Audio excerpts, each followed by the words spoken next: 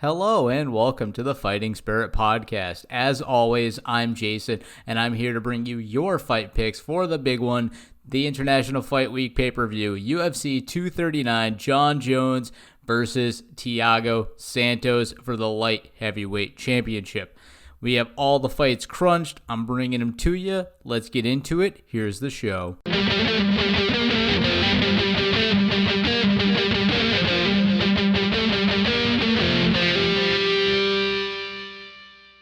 All right, so we will have Jon Jones, Jon Bones Jones, or as we call him on the show, Jon Pico Jones, defending his 205 strap against none other than Thiago Santos in what will be an amazing matchup, I think. I'm not sure we're going to see a typical Jon Jones fight here because Thiago Santos possesses something that I think Jones hasn't really faced thus far. So, Thiago Santos is probably the most murderous puncher that Jon Jones has encountered. In his last three outings, TKO against Eric Anders, KO against Jimmy Manuwa, and a TKO against Jan Blachowicz, who's also fighting on this card against Luke Rockhold.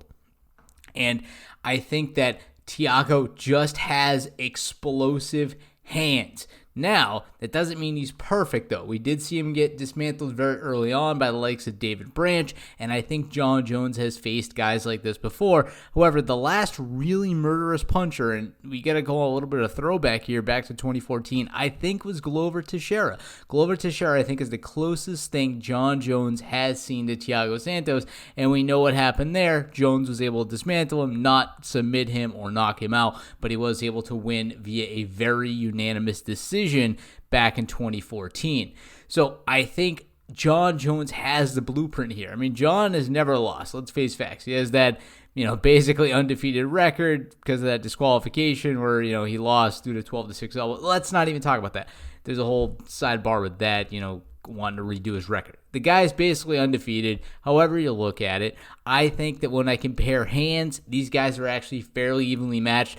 But when we get to the ground game, that grappling game that we know Jones can exploit if he wants to, that's where Jon Jones has a heavy upper hand. 6 submissions over his 24 wins. Thiago does have 1 submission over 21 wins, but the guy does not like to go for takedowns. He does not like to get it to the mat very often if he's so inclined. Also, we know that Jon Jones has amazing takedown defense, right? I think the only guy to bring him down has been Gustafsson in their first outing. That's as close as it's come to seeing Jon Jones get grappled to death, and I don't think that Thiago Santos' skill set is made to deal with a guy like Jones. He has murderous punches. He has a puncher's chance. He could connect. He could land a bomb. And hey, at that point, anything can happen. You can ask Thiago's last opponents like Blachowicz or Manuwa or Anders, about what this guy holds in his hands. But I think that Jones has what it takes to get a W here. And you guys probably weren't doubting that. I mean, we talked about it in the last show. Nobody doubts Jon Jones. The only man who's going to beat Jon Jones, let's face facts, is Jon Jones. We've seen him beat himself a number of times with performance-enhancing drugs, hit and runs, and cocaine. I mean, hey, it's a whole backstory there. Let's not get into that. But the guy has a history of dismantling himself, and I think that's the only guy that beat Jon Jones is himself. Also, we talk about Fight Camp on occasion, and we have to bring up that he is a Jackson Wink fighter. We have another great Jackson Wink fighter on this card as well in Holly Holm, and we'll get to her fight in just a bit, but that Jackson Wink camp, I think, is going to be superior to anything Thiago Santos is going after. So, we are picking Jon Bones, or Pico Jones, as we like to call him, in this main event. All right, moving on to our co-main. We'll have the Lioness, Amanda Nunes, defending her 135-pound belt, her bantamweight belt, against none other than the giant killer, the destroyer of legends, Holly, the Preacher's Daughter, Holm, in what will be an amazing matchup. So, unfortunately, I'm not sure that Holm's going to be able to slay the giant in this occasion. And I say that because of the way she ended up defeating Rousey, and, not that it was a win, but she did at least take Cyborg to decision, which up until the Nunes dismantlement of her, we hadn't really seen before. So let's talk about why I think that the Giant Killer is going to get crushed here, though. So we've seen Holly Holm. She has very high-level technical striking, but she doesn't have, in my personal opinion, the best power in the world. She has a KO of Betch Correia, but hey, who isn't knocking out Correia? And then if we look back, we have to go all the way back to 2015 against Rousey to get her last KO, and then before that, 2014 outside of the UFC. I don't think that she possesses enough power to connect and defeat Nunes.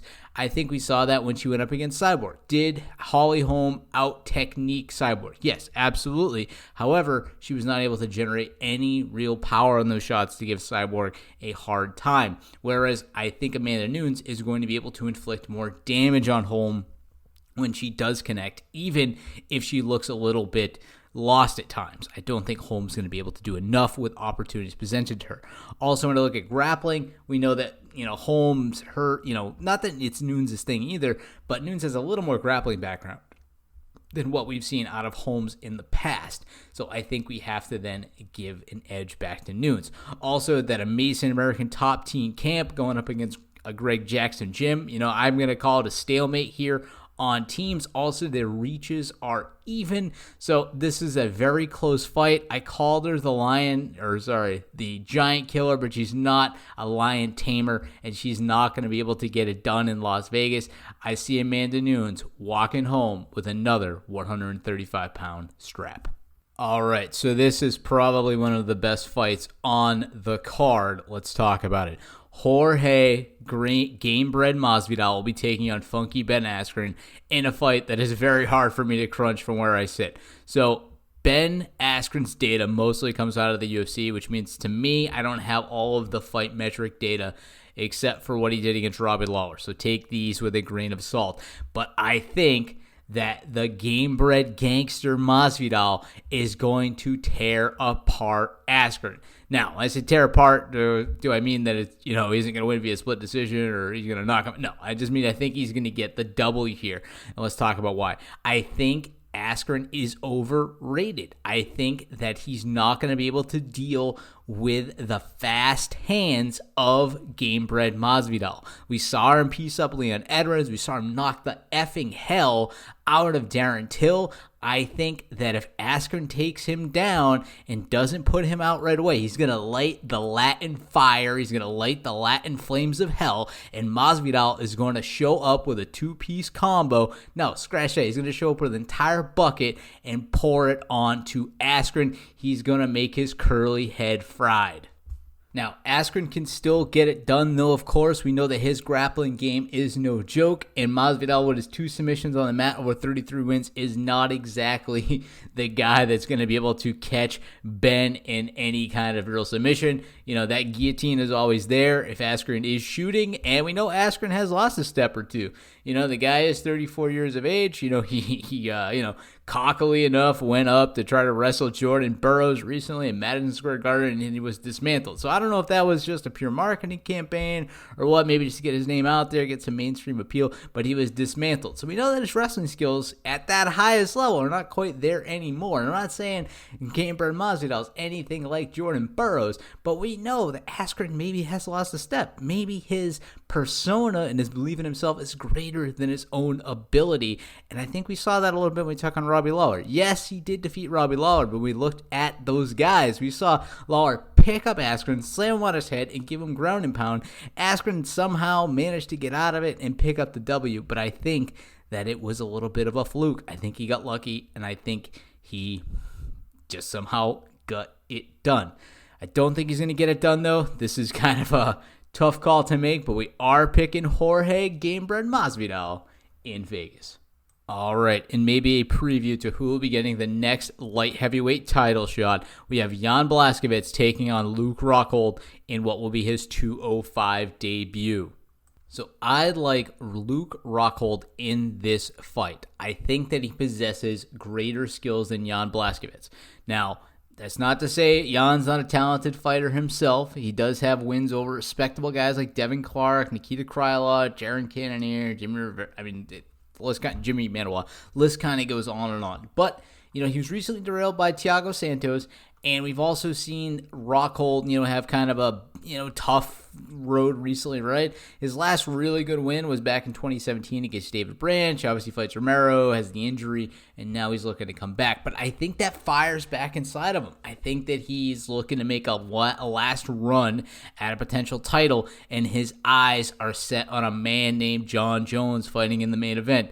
I think that Luke Rockhold has the will and determination and the skill set to derail Jan here.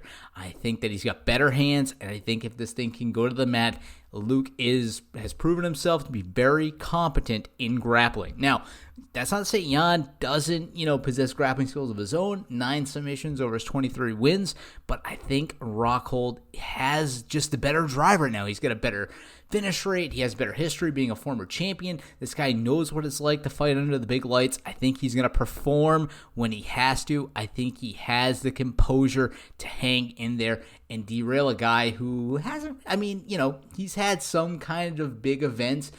He last fought in the main event against Thiago Santos and lost. That was his only exposure to a main event. And even then, it was not at this stage. It was not at International Fight Week. It wasn't in Las Vegas. And I don't think he gets it done. We see Luke Rockhold taking on a W here for us in Vegas. This card is stacked because we have another amazing matchup that could be a main event outside of this UFC pay-per-view. Diego Sanchez versus Michael Chiesa. I think this is going to be a very good fight, and that's why I think it could have, fight night co-main event or main event material.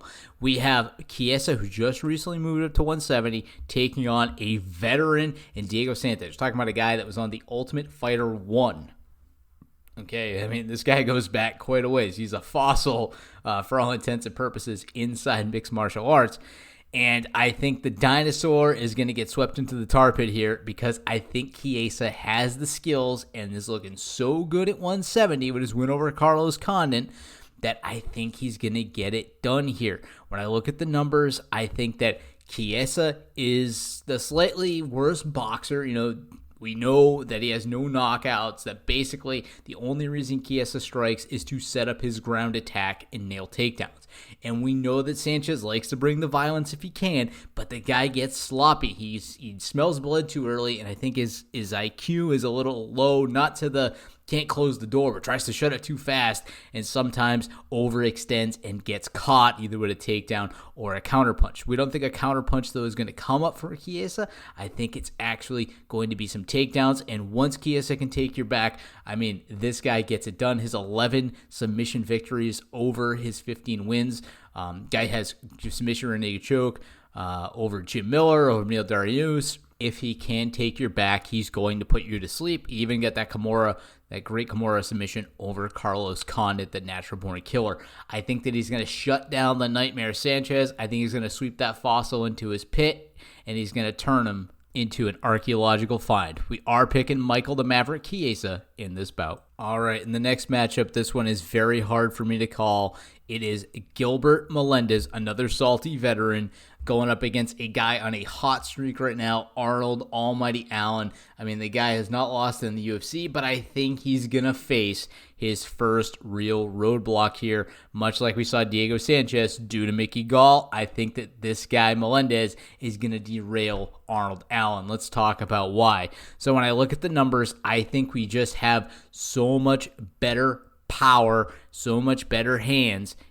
His striking, I think, is just a lot better in Melendez over Allen. 12 KOs over his 22 wins. The guy's never gotten a submission. He likes to get it done. He likes to make it violent. He likes to hurt you when possible. Now, this is not giving him, the best reign of wins here. His last win was over Diego Sanchez back in 2013. But before that, lost to Anthony Pettis, Alvarez, Barbosa, Stevens. I think that Melendez wants to go out on a high note. He wants to come into Vegas, finish out his career, and derail a guy like Arnold Allen. He also has the reach advantage here, so if he is able to keep at a little bit of distance, I think he's going to be able to shock us all and prove that he is the better fighter.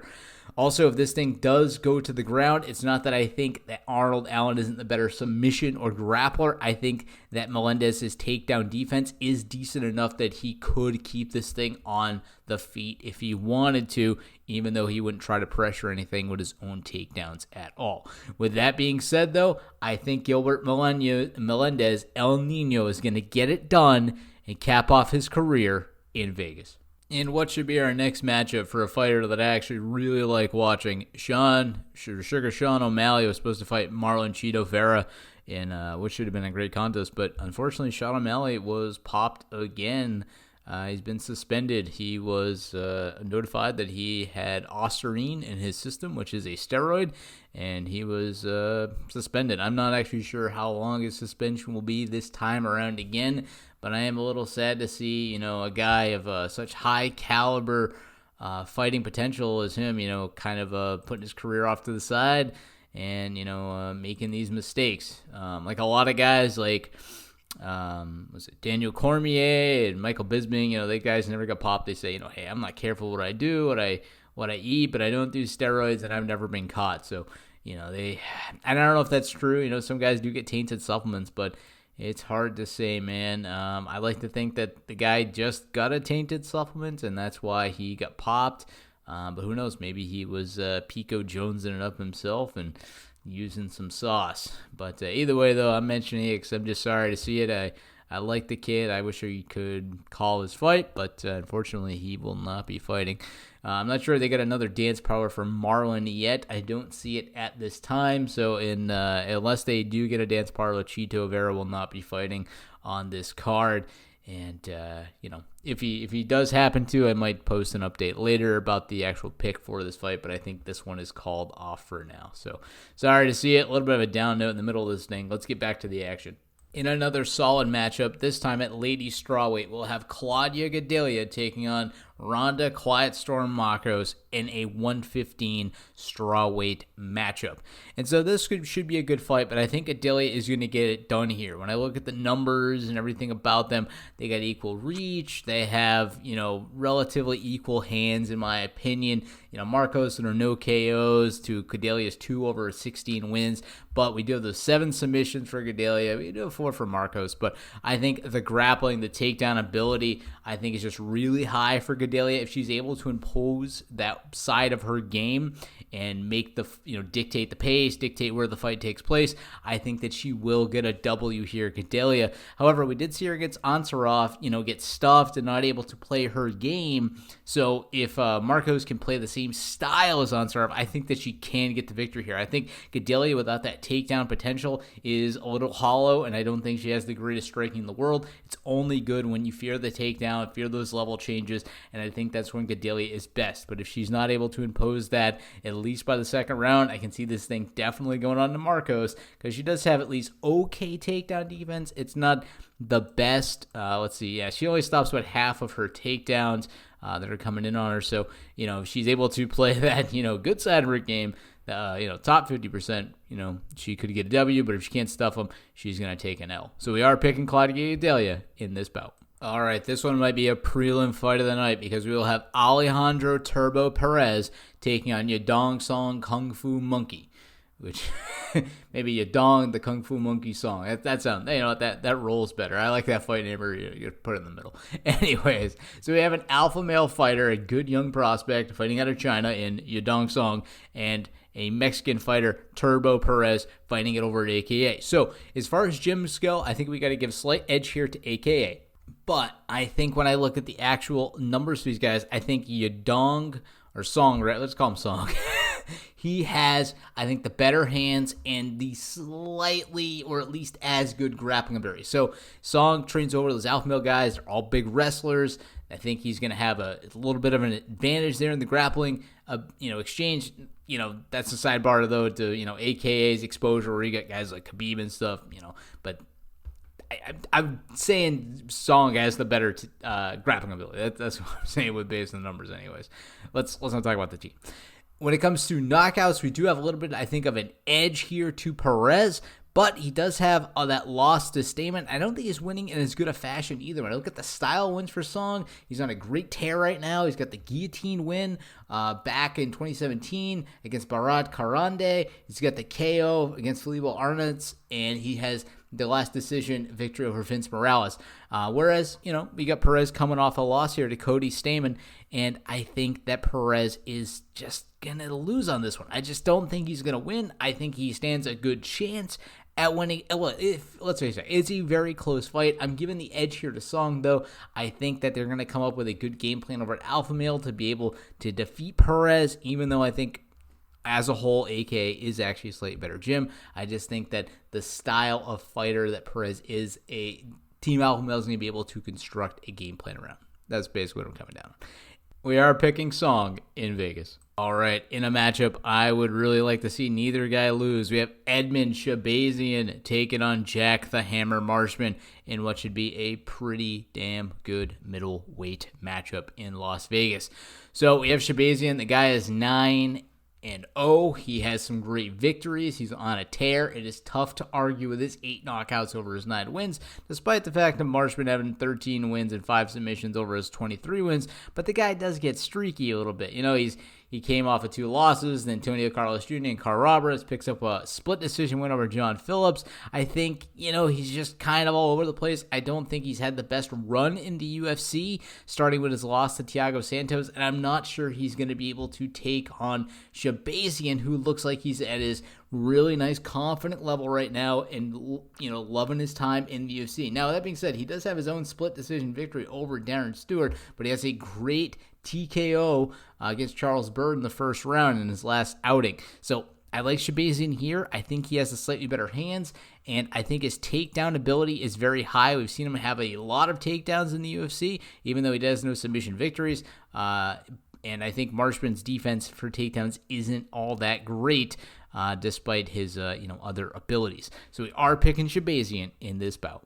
In our next matchup, we'll have the Austrian Wonder Boy Ismail Nurdiev taking on Chance the Black Eagle Rencounter in what will also be a very good welterweight matchup. So in this one, I like the Austrian Wonder Boy just a little bit more. I think he's got some great numbers here. His 11 KOs and 5 submissions over 18 wins. I think the guy's just on a tear right now. You get that win over Paul Harris in his UFC debut back in February, and I think that was some great competition to make a UFC debut, and I think he's going to be able to continue to cruise in here, whereas we've seen, Rencounter have his entry with a loss to Bilal Muhammad and a win over Kyle Stewart, but I think that the Austrian Wonder Boy is going to be able to get it done here. I think he has much better hands, grappling ability, a slight edge to Rencounter, I do believe.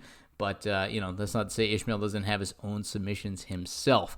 So I think that we are going to pick here the Austrian Wonder Boy in this fight. All right, in our last matchup, we'll have a debuting fighter. We're going to have Julia Avila, the Raging Panda, awesome-ass fight name, it's Kung Fu Panda Action, taking on Pani Kinzad, or Banzai Kinzad, fighting out of Sweden. So not a whole lot of information here. Both fighters are actually making the UFC debut. Technically, we did have one UFC fight for Kinzad against Macy Chiasson in The Ultimate Fighter, but other than that, she doesn't actually have any real fights in the UFC. She's mostly been fighting in the Invicta organization. The same here for Avila, and I think for the limited information we have, I think that Avila is going to get the win here. I think that she is the slightly better fighter. She is more green. She has less experience, but I think she's a little more of a shooting star, even though she is older, 31 years of age. I think she's in her prime, and I think she's going to be able to pick up a W here in her UFC debut. So that being said, we are picking the Kung Fu Panda in this ladies' bantamweight matchup to close out our fight picks for UFC 239. But let's go over them one more time. So, in our UFC 239 betting picks, we have John Jones, Nunes, Masvidal, Rockhold, Chiesa, Melendez, Gadelha, Yadong, Shabazian, Nurdiev, and Avila, rounding out our fight picks for 239. So that brings us on to housekeeping, where I don't have a mailbag portion here. I do love your emails, though. Please write into the show if you're listening to this. If you've listened this far along, please. It's one of my favorite parts of the show. I love answering questions, responding to comments, anything you got. please write in. And you can get in touch with us at fightingspiritpodcast@gmail.com. We're also on Facebook. We're on Twitter. My handle is at MMAFightPicks01. Please look us up there. It's also a little bit on Instagram. And, of course, there is the podcast that you're listening to this on, as well as our YouTube channel. So like and subscribe to the videos there as well. And comments. You can actually just leave me a YouTube comment. That would be perfectly fine. I will definitely respond to you personally if you happen to write. And I may even read it on the show if it's something that is a question and worth bringing up here. All right, with that being said, I am going to be back with the retrospective, as always, following the event. Probably the Sunday morning is when we'll get that done. I know we've been a little later getting them out to you, but we're looking to get them done on Sunday. With that being said, though, I will speak to you again on the retrospective. Happy fight picking.